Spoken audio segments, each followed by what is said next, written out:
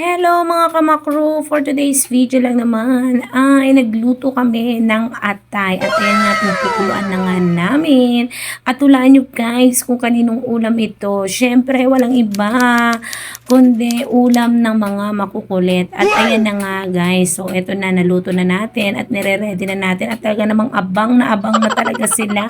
Syempre mainit-init pa yan kaya naman inuunti-unti lang natin at pinatatakam lang muna at ayan na nga, so niready na natin at talaga namang excited na si Mark at si Cookie samantalang si Cassie ay nakahiga-higa pa. O di ba ang sosyal, mas gusto nila ito guys, yung inilalapag yung pagkain.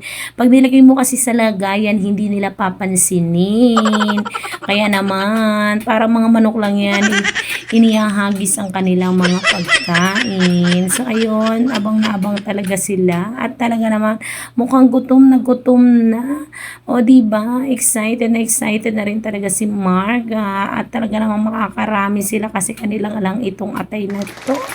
O di ba? Ang sosyal nyo, saan pa kayo? Kaya naman, ayan. O di ba? Tuwang-tuwa na naman ang mga makukulit. Meron na naman silang masarap na ulam. O di ba? Dati paborito ko lang ito. Ngayon sila na ang may paborito. Kaya naman, o di ba? Busog na busog talaga sila. Kaya ayan, o di ba? Hindi pa makaantay. Ang bilis lumamon, ang bilis lumunok talaga ni Cookie. O saglit lang, ubos na agad.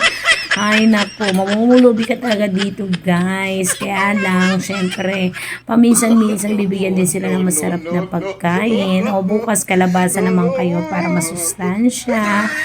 O, diba? So, ganun lang. Ganyan lang ang mga pagkain ng mga makukulit. O, diba?